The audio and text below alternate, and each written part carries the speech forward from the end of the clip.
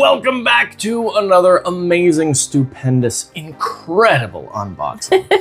With Mark and Sarah behind the camera, we are going to do another unboxing of a bunch of games that we just got from... Game Nerds! Yay! So, to start with, Sarah's been looking into this one for a while. This is Purrramid. It looks so cute. Yeah, and so this is a game about making cat pyramids. All right, we got a rule book. Ooh, that's a pretty short rule book.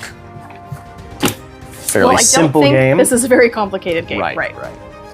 And here is board side A, that or is fun. One side anyway, and board side 2. Cool.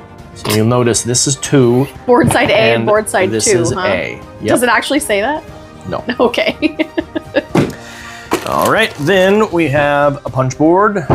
These are balls of yarn, that's fun. Oh, that's very cute. We have some chips. These are awesome. Look at this. This is the basic edition of the game, and these are all... Yeah, they're really, really cool. Acrylic pieces. Oh, they're so much fun. Yeah. All the positions of the cat. And I like then it a lot. you've got yellow acrylic pieces. That one laying down, that's so cute. And finally, we have some dice, and these are really cute because you've got the 1 with ears, Aw. and the 2 with ears, and the 3 with ears, and the 4 with ears. I'm sensing a Where's theme the here. 5 and the 6 with the tail. Oh, and that one ears. is very fun. Yeah. Cool. So these are very fun. And that's pretty much everything. Next, Fate Flip by Royal Decree. You are the firstborn prince. Ever since your earliest years, you've had to watch your actions carefully, knowing that one day they'll shape the fate of many. What legacy do you wish to leave? Will your people look upon you with hope and adoration, or will they yearn for your downfall? Oh. Can you bring justice and prosperity to your kingdom? Let's find out. Wow. Now, this is a solo game, correct? Solo / small group game. It's cooperative at the very least. Okay. It says on here 1+ players. Okay, and you have Fate Flip washed ashore. Yes. Okay. And it's very fun. So this is just a rule book, 3 little indicator paper clips, if you will, and an enormous deck of cards. There you go. And this is a kind of a story. It's like a choose your own adventure sort of a thing, with what are they called? Stats that you adjust based on you gain or lose based on stuff that happens. So I'm not going to go too far into it because there's spoilers and stuff. Right. Oh, the art is really cool so far. Yes, that's one of the reasons why I wanted to get another one of these. Oh, I love the artwork. So this can be played cooperatively. It's just you would collectively be making a single decision. Okay. And that is Fate Flip by Royal Decree, which is the second Fate Flip. Fate Flip. Nice. At least that I know of. There might be another one out there already. Take Time. Take Time. We played this on the Dice Tower cruise. Yeah, and this is a really fun cooperative game, and in my mind, it might replace The Crew. But we will see. The Crew? The Crew. Do you mean The Mind? No, I mean The Crew. The Crew.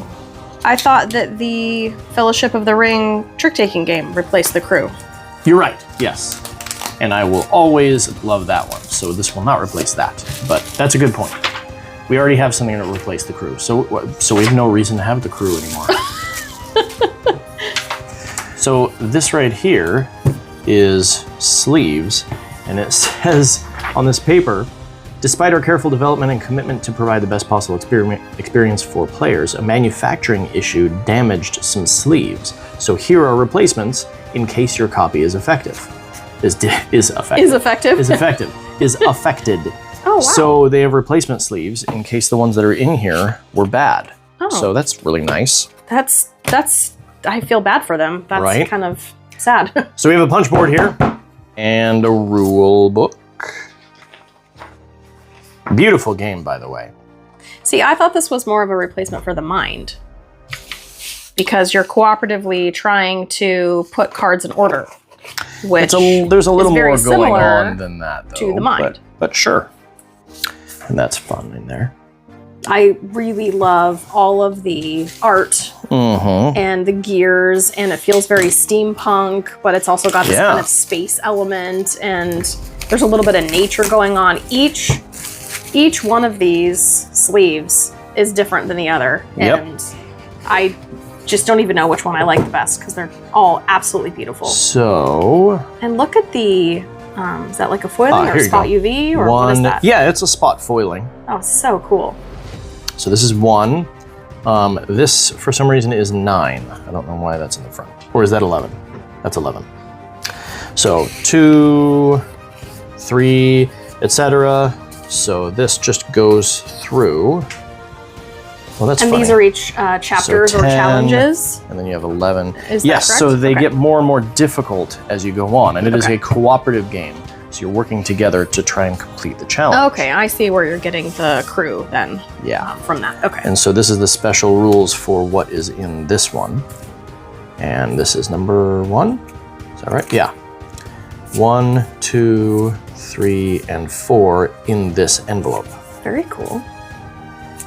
Okay, well, let's stop and play this one. Okay, we'll be right back. Okay. So here are the cards.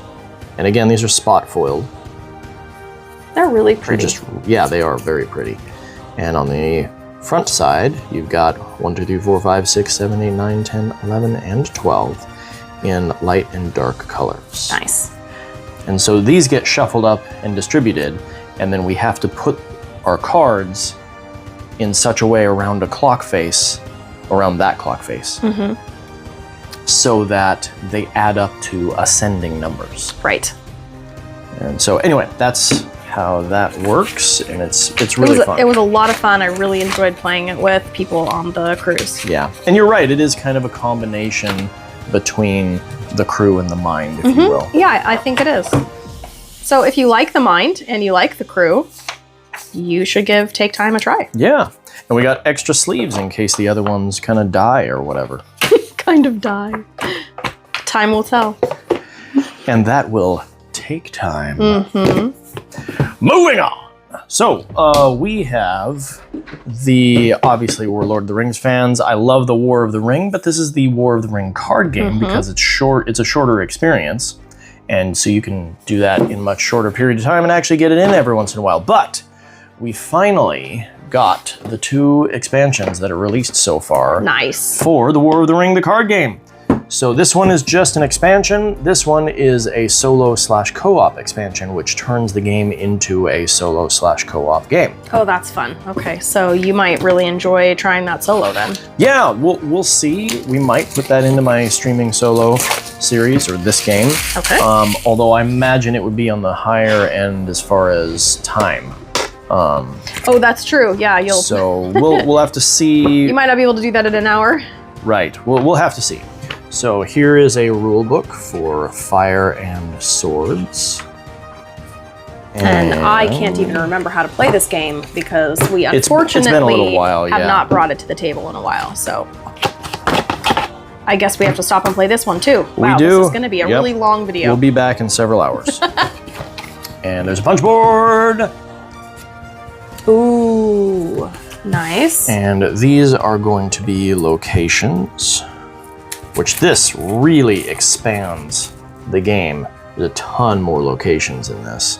So Dunland, Rune, this is going to be something that makes it so you can play with 6 players, it looks like. Is that true? This expansion was first, actually. Oh, okay. This right here adds to this expansion, making it so that 3 people can play this cooperatively, so that you have 1 player character, or 1 player, then the game, then another player, then the game, then another player, then the game. Oh, I see. Okay.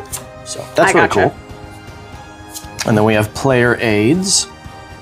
So 3 here for players. That's interesting because for some reason I thought this was only a 2-player game. No, actually, this was made as a 4-player game, teams. Okay. and you can play it 2 players. I see. Okay. And yeah. So then we have Dale and Erebor, the Grey Havens, the Shire, the Woodland Realm, Barad-dûr, Dunland, Mount Gundabad, Hrun, Bree, Care Endors. I could go on, but there's a bunch more stuff there. This would also make it a long video. Right. These right here add to each of the numbered locations here. So you have more to choose from. So location 1 through 9, there are 2 or 3 locations for each of the numbers. And this just adds more to the possibilities for that. You shuffle them up and you pick 1 for each of the numbers. I gotcha. Okay. I think Eowyn got excited because we were talking about Lord of the Rings. Yeah? Hi, sweet girl. Because we named you after Eowyn. Right? And more cards for the Free Peoples. The Grey Company, Ethelas. Nice. Ooh, the Horn of Gondor. Stout Staves. Challenge of the King. That's awesome.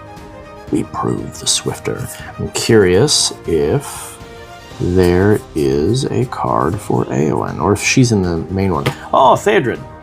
She might be in the main game. I don't remember. Nice.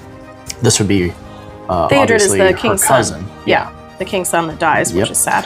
Oh, Radagast the Brown. Oh, okay. And Tom Bombadil. Oh, very nice. Oh, Tom Bombadil is a merry fellow. Mm-hmm. Bright blue his jacket is, and his boots are yellow. All right, so it looks like there are more factions for the enemy here. That's a lot of cards in here. The Easterling army, yeah. And then you have more cards for Isengard, half-orcs and goblin men, and a little mischief in a mean way. And more Mordor cards. Oh, and Ruffian. Bill Ferny. Oh, no way. The Wild Men of Dunland. Oh. Dirty Thieving Ruffians. That is hilarious. Lotho. Oh, man, look at him. Oh, that's funny. Ted Sandyman. Wow. And then more cards for the Southrons. Even more allies of Sauron. And I wonder if this is just another... Looks like these are duplicates. Mm-hmm. For some reason. Yeah, Dirty Thieving Ruffians, Bill Ferny. I don't know why that would be. That's interesting. These are numbered separately. So 151 and S151. 60 faction cards, 30 for the Free Peoples, and 30 for the Shadow. Oh, solo co-op cards. Okay, so these all go in the main game. These are instead for the enemy when you're playing solo or co-op. Okay, there we go. Figured it out. Yep, yep. And Against the Shadow. That looks like is absolutely terrifying. Right? It's, is that Frodo? Yeah, Frodo and Shelob. Ungoliant spawn. There's a rulebook. A few less components in this one. I don't even remember how this game plays. That's how long it's been since we brought it to the table. So this is a game where you have to pay for cards by discarding other cards, which makes it very difficult to play everything because obviously you have to discard this awesome card in order to play this even awesomer card. Right, awesomer. Right? Nice. Yes. And so there's more locations here. Okay. So you have the Doors of Durin, cool. Hen, Cirith and Morgul Vale. And it's fun because we just recently rewatched all of the Lord of the Rings extended version. And it's just fun seeing these cards. Man. Yes. All right. And then we'll go with... So this is likely, and actually I can just find out here, it's going to have, yes, just cards for the enemy. Oh. And these... The stack you're opening or this entire expansion? This entire expansion. Just cards for the enemy because these are going to be cards that you replace the enemy deck with so that you can play cooperative or solo against the enemy. Okay. And these all have this icon. Yes, which I recognized from the other. Yeah. Okay. So you have the black Uruks. These are likely going to be mostly just replacement cards for the ones that are in that main deck already. These are all Sauron cards. And then here is Isengard, Delivery of Saruman, Fighting Uruk-hai, Wolf Riders.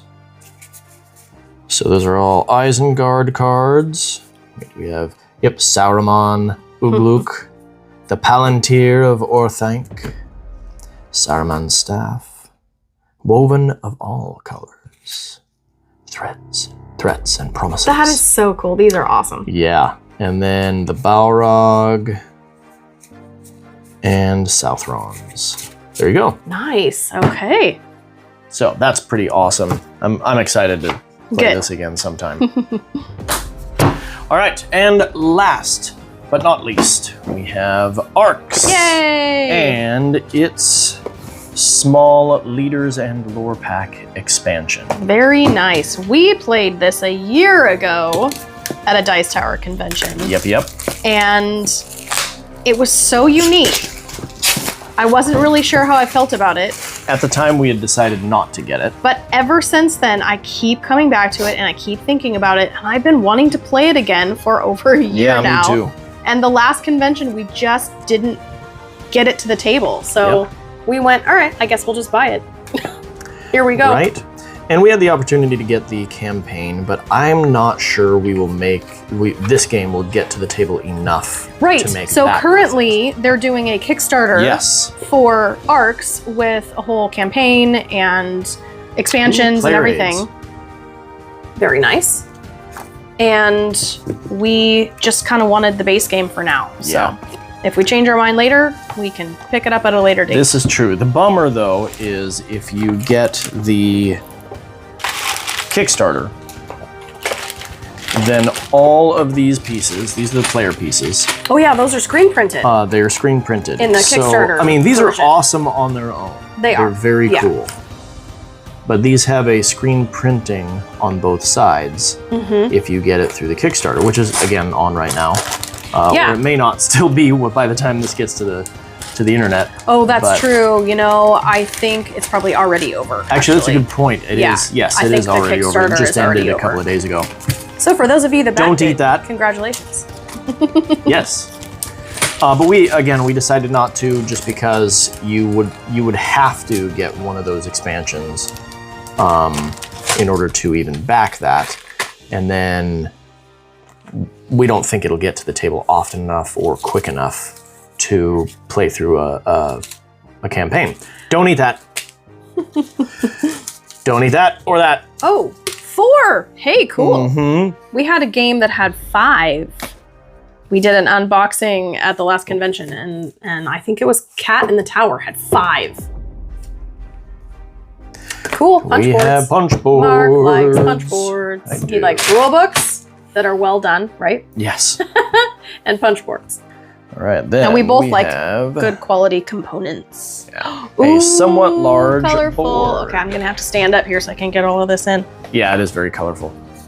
And then super fun player boards.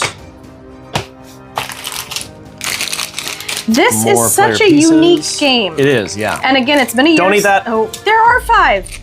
It's been a year since we played it, but it's like the first player token. How do you? I mean, you're playing a trick-taking game. This does not look like there would be a trick-taking element. And it isn't to this game at all. Fully trick-taking. No, not fully. But it very much feels like trick-taking. Like high card wins. Because as it shows over here, someone plays lead. You must follow. Actually, no, you don't. I don't think you must follow. No. If you can follow, you get a bonus of that. If you cannot follow, or you choose not to, then you can do something else. So you can surpass, copy, or pivot. Meaning surpass the same suit and get a cool bonus for it. Copy, I forget how that works, or pivot.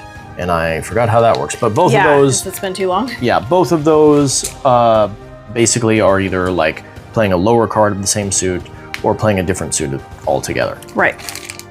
And then But yeah, the card you dice. play, the words on the card you play determines what actions you're able to do. And these are for fighting. if you don't win the trick, quote unquote, or play the highest card, then you don't get to set the specific part of the game that would help set you up for, you know, getting more points or being able to do more. So it's just really unique. It is. That's why I wanted it. It was so unique. I hadn't played a game like this before. And it's almost, I wouldn't say it's a 4X game, but there is definitely exploring. There is... Well, there's combat. There's exploiting the area. There is... Isn't there combat? Exploration and... Explosions. Explosions, yes. What is the combat X? I don't remember. Yep. Comment below if you remember. Right. These are, I believe, player powers that you choose one of these. I don't remember using these in the game that we played. Yeah. In any case, it's been way too long. There's that. Well, and we learned it and then played it, and it took me half the game to really fully understand what I was doing. And then we got through it, and I went, okay, I need to play it again, and we didn't get back to it. So I think I'm still going to be just as excited to play it. This is the deck. It looks like these are setup cards. Oh, that's fun. Oh, there you go. I like for 3 players, the little for 2 silly players. art on this too. I think it's yes, really cute. It is fun. And then finally, more cards. We've got guild cards, and then Vox cards, lore. These are all cards that you can buy over the course of the game to change the way I'd like things to work. see the cards that we kind of do the trick-taking game with. Yeah. Can you show those? So that would be these. That's the back of all of them, and these are the cards that you play with. Here's one suit, 1 through 7. Second suit, 1 through 7. Third, 1 through 7, and fourth, 1 through 7. And so you'll they all notice say something different. Yes, so this suit, the orangish suit, is for construction, build or repair.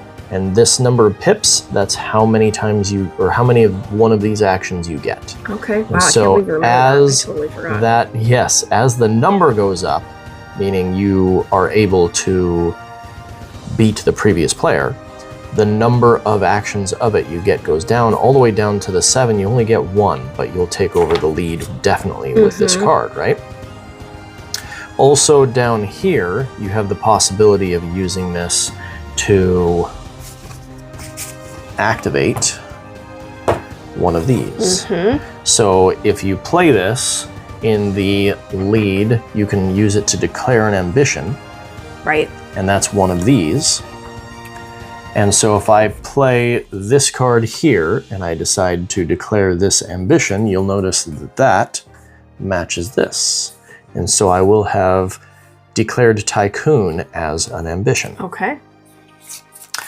And you can use the 7 to declare any ambition. Very nice. So And what are then the 4? We have construction, we have... Administration. So construction is build or repair. Administration is tax, repair, or influence. Okay. Then you have aggression, which is battle or move or secure. Nice. And finally, mobilization, move or influence. Very cool. Yeah. So these will be shuffled up, and then just like a normal trick-taking game, you'll pass them out in a certain number of cards, and then that's how many times you'll have an opportunity to take actions over the course of the game. I'm very much looking forward to relearning. And then playing. And we got to play this one right now too.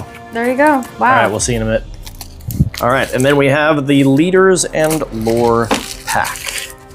This right here will add to the leaders. So starting with number 9, because this has 8 in it to begin with. Okay. Starting with number 9, you have all these leaders up to 16 possible leaders in the game now. Nice. And in addition to that, there is this small deck of cards that adds to the lore cards. So leaders and lore. Very nice. nice. Yeah, so giving us just some more variety and more replayability. Yep. And that is ARCs. And that'll do it for this amazing, incredible, stupendous, ridiculous unboxing. All right, well, we'll see you next time. Have fun playing games. Bye-bye.